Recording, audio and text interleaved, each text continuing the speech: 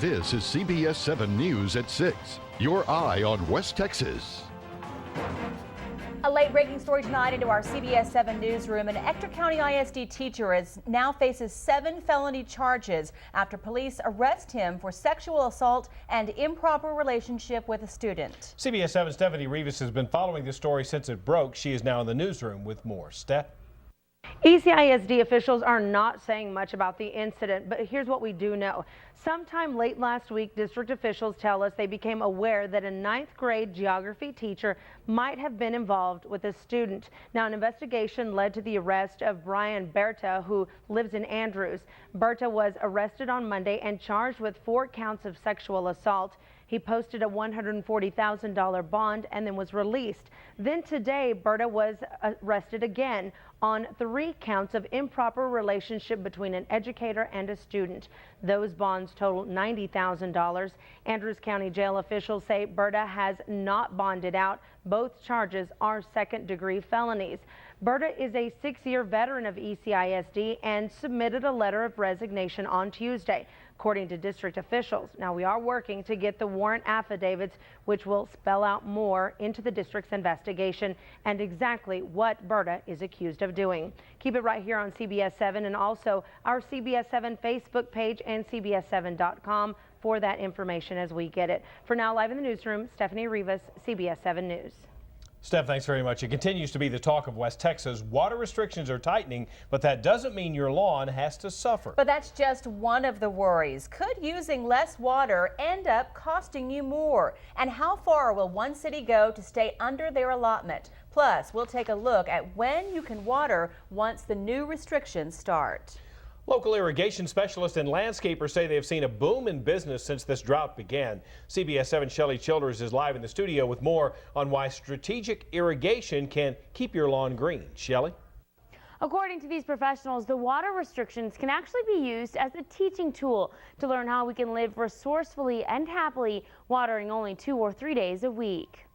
You can have green grass during a drought. We just need to be a little more mindful of how we use the water. Bruce Pridgeon, a licensed irrigator and landscaper, says any yard can look like this, even when following water restrictions.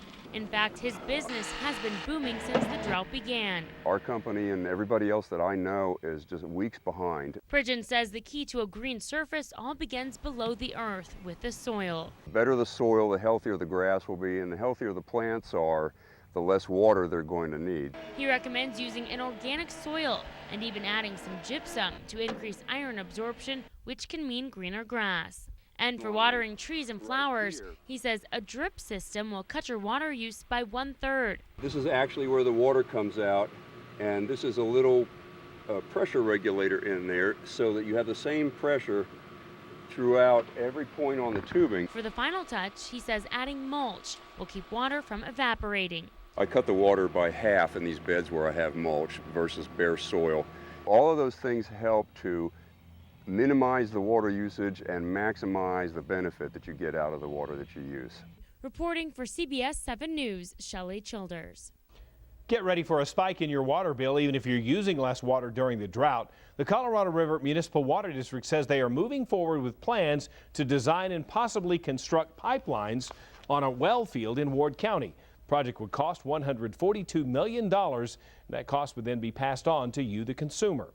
Right now, if there is no inflow to Lake Ivy, it will be empty by December of 2012. Lake Ivy is the only lake the CRMWD can pump water from.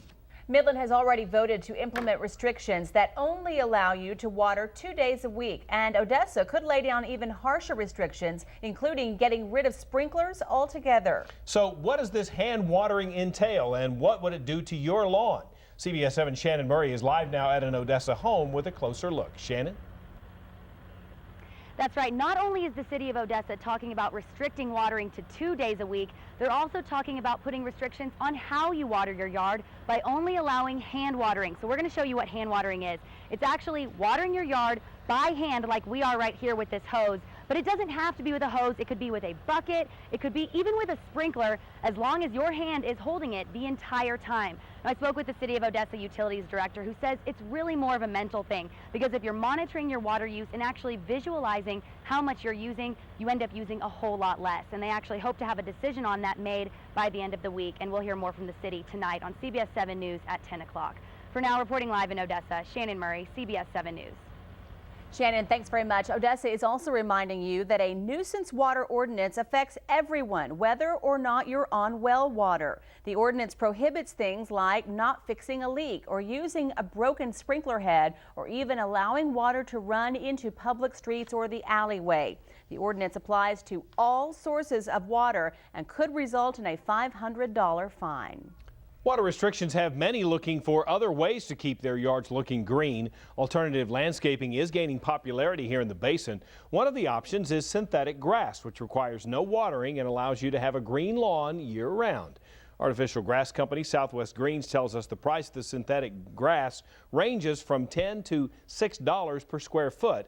They say they've seen a 60% jump in business since those restrictions were put into place. Midland is getting ready to implement their newly approved water restrictions at the start of next month. Even numbered houses can water on Saturday and Tuesday nights between 6 p.m. and 10 a.m. the next morning. For odd-numbered homes, you can water on Sunday and Wednesday nights between 6 p.m. and 10 a.m. These restrictions are mandatory for Midland, and they start on July 1st. These times are also posted on our website at cbs7.com. Well, if you're outside today, another day of over 100 degrees. Is there any relief for later tonight? Meteorologist Juan Acuna standing by right now in the Pinpoint Weather Center with a closer look. Juan, any cooler tonight? Well, Jay Tatum, it looks like temperatures will drop into the lower 70s, so a little bit cooler from the triple-digit levels that we have been seeing, but yet another record-setting day as far as triple digits are concerned, and dangerously hot and dry this afternoon continues to persist across the Permian Basin, and unfortunately rain chances remain sparse and only isolated for the next few days leading on up into the weekend as well. So looking at the 10 o'clock hour, your early evening forecast will be mostly clear, maybe a few high clouds starting to linger around and still warm. 90 degrees with the southeast wind blowing at 10 to 15 miles an hour. Now coming up a little bit later on in weather, we're going to see if the winds start to pick up, how much longer the triple digits are going to stay in the forecast, and I'll have all that and more coming up in just a bit. Juan, thanks very much. More stories all new tonight at 6 o'clock. An apartment complex in Midland built the wrong way had dozens of homeowners upset and fighting for change. Months later, the Midland City Council came up with a resolution hoping to put the issue to rest, but many say they are still unhappy. CBS 7's Mayroon Berkson spoke with some of those being affected by the Blue Ridge Apartments. Mayroon, what are those homeowners saying? Well, they are saying that although the line of sight issue has been resolved, the main concern they now have is the decrease in property values, and they say they will continue to fight the issue. What my problem is for me is loss of equity value in my home because of the way it was done. Chris Holcomb has lived in his home on Caldera Boulevard in Midland for over 14 years, and like many homeowners on the block, he was shocked when a new apartment complex being built the wrong way popped up. If I've lost 15% of my equity, well, if it's a $200,000 house, figure that up. That's a lot of money. Is there a perfect solution to this? There won't be a solution that's perfect for everybody. City Council member Jeff Sparks, whose district Blue Ridge is in, says that by approving the changes made by the complex, such as the carports and covered windows, enough was done. Did you eliminate the line of sight issue? Looked like you eliminated the line of sight issue. The guys that approved that, the city council that went there and looked under the shutters and all that kind of stuff, they don't live here. It's not going to affect them one way or the other. I don't expect other issues to pop up, and I would be disappointed if they did. But some issues may pop up because some of the homeowners, including Holcomb, are working on a lawsuit to get some of the money they've lost from the Blue Ridge mistakes. But until then, you can be mad. You can be mad, and that's what I am, mad. You know, that and $5 gets you a cup of coffee at Starbucks. I mean, so I'll be mad. Yesterday's vote was supposed to be the end of the Blue Ridge issue, but with lawsuits looming, homeowners say it is not close to the end. Reporting in the newsroom, Mayroon Berkson, CBS 7 News. Mayron, thanks very much. Big changes in leadership are coming to almost half of the schools in the Ector County Independent School District. Today, the district released names for newly hired or reassigned principals. Most of the changes are taking place at the elementary level. 17 campuses will have new principals, and an opening remains at Lamar Early Education Center, at Noel, San Jacinto, and 2 secondary campuses. You know, you look at the size of the campus, sort of the makeup of the faculty, how experienced or maybe how inexperienced, where their strengths lie, the areas that they need improvement, and can the principal be effective in that situation. The position vacated by Jan Brown after her retirement from Barbara Jordan is being filled by Mary Sanchez, the wife of H.T. Sanchez, who is the chief of staff for ECISD. School district officials say the superintendent followed a recommendation for Sanchez from a hiring committee. For a full list of the changes, you can check out our website at cbs7.com. Many of you have voiced your concerns about possible vandalism to a bridge honoring missing Colorado City teen Haley Dunn. CBS 7 has received reports saying some of the items on the bridge are missing and have fallen into the water. Colorado City Manager Pete Camphor tells us he has not heard of any intentional vandalism to the bridge. He says the windy conditions as well as extreme heat could be the reason for many of those items falling off. Well, it's day 9 of triple-digit temperatures. Could there finally be some relief as we make it through the weekend? Meteorologist Juan Acuna is back after the break with a look at your 7-day forecast. And later, insurance agencies are seeing more car crashes, and the reason why will soon be illegal in Texas. We'll take a closer look at that story. You're watching CBS 7 News, your eye on West Texas.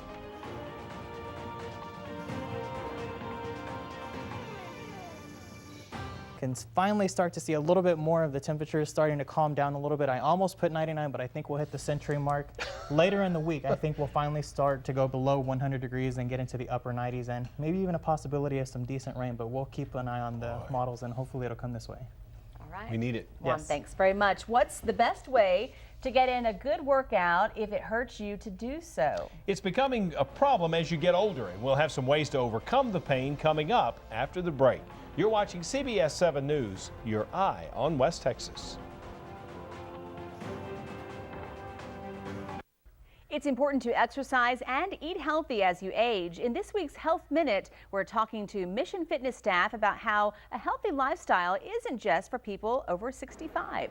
Aquatic classes and weight machines are a good choice for people with arthritis, pain, or a moderate workout. But Mission Fitness says that a healthy lifestyle is important for all ages, and being active is key at any point in your life. You don't have to be in your upper 60s and up to be part of this and be recognized for this. It's about getting any age population to start participating in a fitness program. Mission Fitness officials say any kind of fitness program will benefit heart health and quality of life in the long run. Whitney Harding joins us now to talk sports. We're going to talk about the Drillers, who are one win away from winning it all. They are one win away, and actually our trivia question tonight, the winner gets some Drillers tickets for the championship game this weekend. So let's take a look at what that question is. A local insurance adjuster says he's been seeing a lot more fender bender type accidents and says he thinks texting while driving may be to blame. According to Landon Torres with All American Chevrolet, he says they are seeing crashes with damage from $2,500 to $15,000. He says mostly it's front end damage and side impact crashes that are the most common. He also says they know the reason for most, but only if people offer up the information.